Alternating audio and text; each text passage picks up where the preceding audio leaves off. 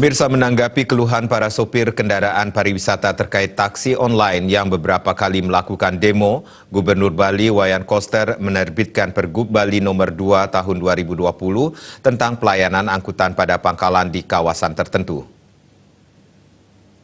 Kita mulai ya. Diterbitkannya Pergub tersebut disambut sukacita oleh para supir taksi yang tergabung dalam Bali Transport Bersatu BTB. Karena sudah ada jaminan dan kepastian hukum mereka beroperasi. Gubernur Koster mengatakan Pergub nomor 2 tahun 2020 ini dapat ditetapkan setelah berdiskusi panjang dengan Dirjen Perhubungan. Pergub dalam rangka mempercepat terwujudnya visi Nangun Satkertih Loka Bali dan mengembangkan penyelenggaraan angkutan umum secara efektif, efisien, dan berkeselamatan.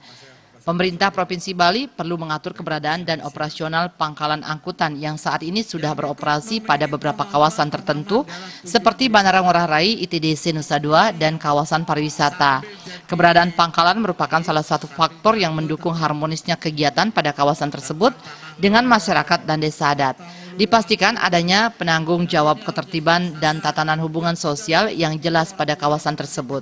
Peraturan Gubernur diterbitkan untuk menyelesaikan masalah yang timbul akibat terbitnya Peraturan Menteri Perhubungan nomor 108 tahun 2017 yang telah diubah menjadi Peraturan Menteri Perhubungan nomor PM 118 tahun 2018 tentang angkutan sewa khusus berbasis aplikasi memasuki wilayah mengangkut penumpang dari wilayah yang diklaim sebagai pangkalan. Kondisi tersebut menyebabkan konflik horizontal antar pengemudi yang dapat mengganggu bisnis pariwisata Bali. Konflik ini telah terjadi terus-menerus dan menjurus pada persekusi, sehingga menjadi permasalahan hukum yang dapat merugikan pihak-pihak yang berkonflik, termasuk para penumpang. Dengan Pergub ini maka tidak bisa lagi diganggu keberadaan pangkalan mereka itu di kawasan-kawasan yang telah mereka tempati selama ini. Ini berarti ada pembatasan terhadap taksi online, Pak? Lah iya, pembatasan dalam pengertian ini wilayah yang sudah diisi nggak boleh masuk. Ya. Peraturan Gubernur mengatur diantaranya jenis dan persyaratan pangkalan seperti pangkalan yang dikelola oleh Otoria, seperti bandar udara dan pelabuhan, pangkalan yang dikelola oleh Badan Pengelola Kawasan Pariwisata, dan pangkalan yang dikelola oleh badan usaha, termasuk perseroan PT, koperasi, badan usaha milik desa, BUMDes, dan badan usaha Padruan Desa Adat, BUPDA.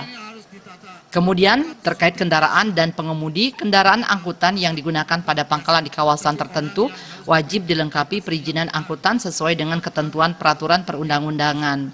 Pengemudi angkutan yang berpangkalan di kawasan pariwisata wajib memiliki sertifikat pengemudi angkutan wisata Bali, sehat fisik, jasmani, dan rohani, memiliki kemampuan bahasa Indonesia, bahasa Inggris, bahasa Bali yang baik dan benar, memiliki kemampuan pemahaman daerah tujuan pariwisata, dan menggunakan busana adat Bali setiap harinya dalam operasionalnya, serta sesuai ketentuan keselamatan berkendara.